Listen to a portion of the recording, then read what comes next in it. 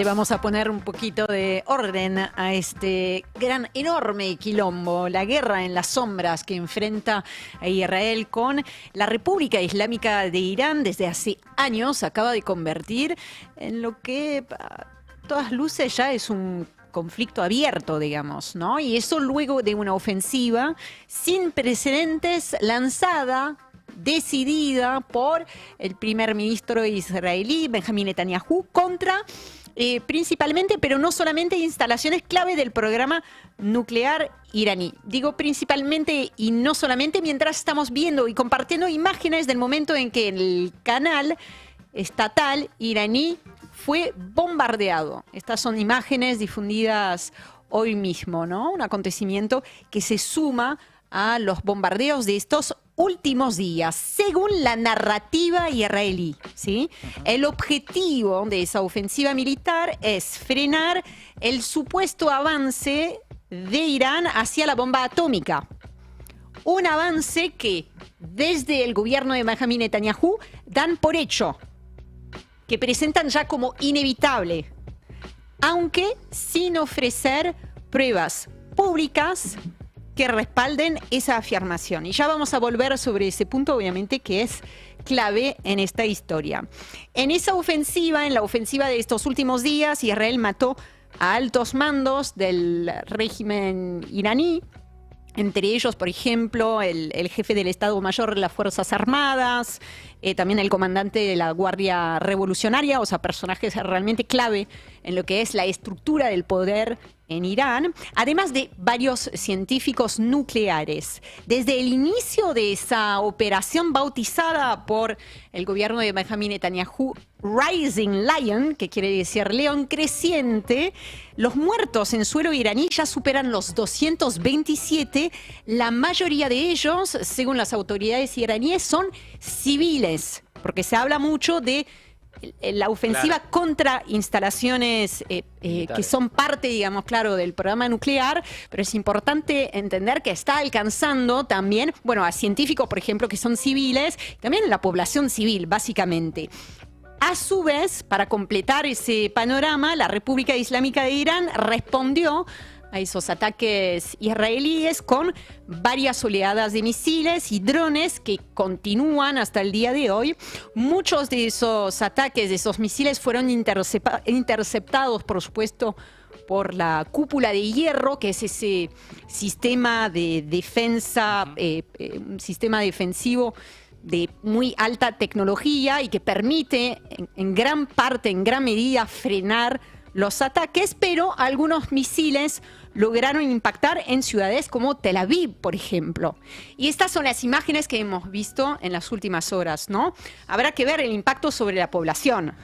Una cosa es escuchar hablar de los bombardeos que suceden en la Franja de Gaza y otra cosa es que los misiles ya estén cayendo en una ciudad israelí. También del lado israelí, hay que decirlo, hay muertos civiles y hay decenas de heridos. Bueno, se están tirando de un lado al otro. De un lado del otro. Es medio el peor escenario, ¿no? Frente a una zona ya de por sí hiperconvulsionada desde hace muchísimos años, ya una escalada directamente entre Israel e Irán es como el peor de los escenarios posibles. Absolutamente, sumamente preocupante. Claro. En cuanto a lo que podría suceder, lo que se podría desencadenar. Empezando por el hecho de que atacar instalaciones nucleares, Mati, nunca suena bien, digamos. No, empecemos por ahí. Porque esto puede tener, de hecho, la agencia atómica está advirtiendo sobre y repudiando los ataques, explicando que eso puede tener consecuencias concretas muy peligrosas para todos, ¿no? En cuanto a explosiones radiactivas.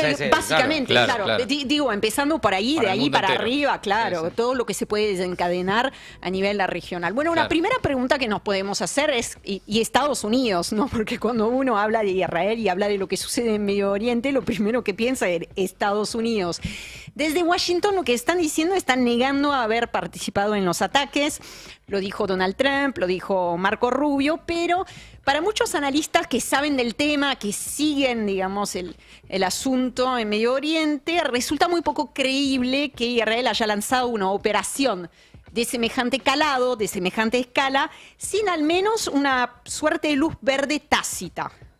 No te digo que haya participado activamente, pero una especie de laissez-faire estratégico. También se hablaba porque hubo como unas declaraciones previas de Trump, ¿no? Como que hubo como algunos lo estimaban, digo, pues yo estoy básicamente los libertarios, digo, de acá como que hablaban de como un operativo de distracción de Trump para que los iraníes se despisten y ahí atacó Israel. Sí, de eso de verdad se ha hablado. No tengo idea si esto realmente es lo que se ha dicho en las redes sociales. Después, también hubo idas y vueltas, porque por un lado Donald Trump salió a decir que en caso de que Irán responda iban a tomar cartas en el asunto, pero también llamó a la paz y también negaron haber participado de esos bombardeos. Hubo como unas vueltas, ida digamos. y vuelta, okay. Oficialmente lo que dicen es esto es una decisión unilateral.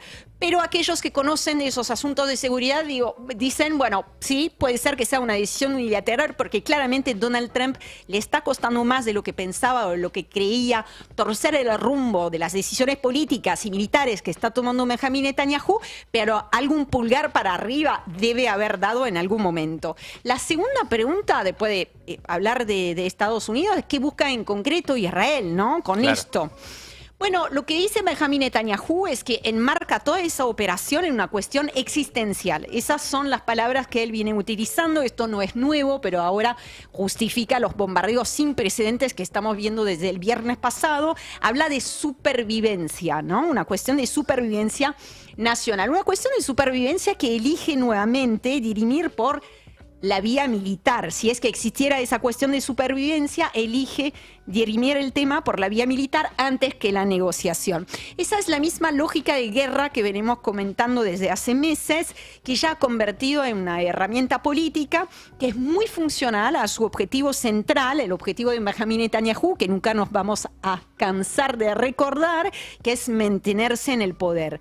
Pero además de los objetivos personales políticos, ¿no?, que persiguen Benjamin Netanyahu, hay que decir que Israel busca de forma más general, en términos geopolíticos, reordenar ese mapa regional. De hecho, después de los atentados, o desde los atentados del 7 de octubre en suelo israelí, Israel ha redoblado los ataques contra el llamado eje de la resistencia, que es una suerte de países, no solamente países, también milicias encabezados por Irán, por la República Islámica de Irán. Han atacado con mucha fuerza, han tratado de desmantelar, por ejemplo, el grupo Hezbollah en el Líbano, Hamas, por supuesto, en Gaza, las milicias proiraníes en Siria, donde además han intensificado los bombardeos en los últimos meses después de la caída del régimen de Bashar al-Assad. Ahora volvemos a la cuestión atómica, ¿no? Israel se escuda en el informe reciente de la semana pasada del Organismo Internacional de Energía Atómica, que efectivamente alertó sobre un nivel de enriquecimiento superior a lo deseable. Un enriquecimiento que lo acerca al 60%, sabiendo que con el 90% se puede hacer una bomba atómica. Lo estoy explicando mal y pronto, pero para que se entienda. Vos para hacer energía nuclear necesitas un porcentaje de enriquecimiento que no es tan alto como el que necesitas para hacer una bomba. Exactamente. Puedes hacer algunas cosas, si dicen, pero tal vez no en cantidad o no las mismas armas. Todo no es la bomba atómica. También hay algunas armas que utilizan, digamos, un componente atómico que no son la bomba atómica. En todo caso, la agencia dijo, bueno, ojo con esto, hay un nivel de enriquecimiento que no es el deseable. Sin embargo, por ahora no ha presentado ni tampoco ha dicho que haya evidencias concluyentes de que Teherán haya cruzado ese umbral. ¿Se entiende lo que digo? Sí, claro. Sí. De hecho, hace poquitos días todavía las inteligencias occidentales, hace menos de un mes, coincidían todos, mira qué cambio entonces, qué giro guionístico sería lo que estamos viendo, coincidían en que todavía no estaba tomada la decisión de fabricar una bomba nuclear en Irán. Por lo cual, Israel no presenta las pruebas. La agencia atómica, por cierto, ha dicho cuidado con ese aumento del nivel de enriquecimiento, pero no ha llegado a una conclusión, a un resultado concluyente sobre efectivamente la fabricación de armas atómicas. Sin embargo, con ese pretexto, Benjamín Netanyahu dijo, este es el momento de atacar. Recién utilizaba la palabra de umbral, ¿no? Que es ese umbral, digamos, de enriquecimiento.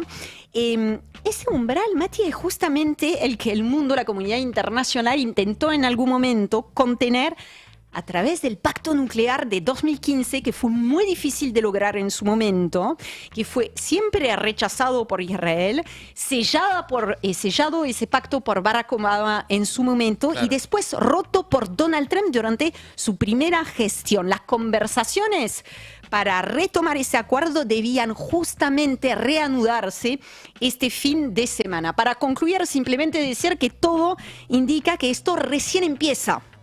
El ministro de Exteriores israelí dijo el domingo que aún hay trabajo por hacer en Irán. Un trabajo, para retomar sus palabras, que no empezó ahora, que viene de muy larga data y ahora parece haber entrado en una nueva fase que es más pública, claro, a cielo abierto, más brutal también y mucho más peligrosa. Impecable, como siempre. Te extrañábamos, Francesa, para entender un poco menos todo mal esto, que porque la verdad que no Ahora había forma. entendí todo, Ya ahora sí, ahora lo entiendo. Ahora entendí todo. Orión Fleischer, en Maldita Suerte.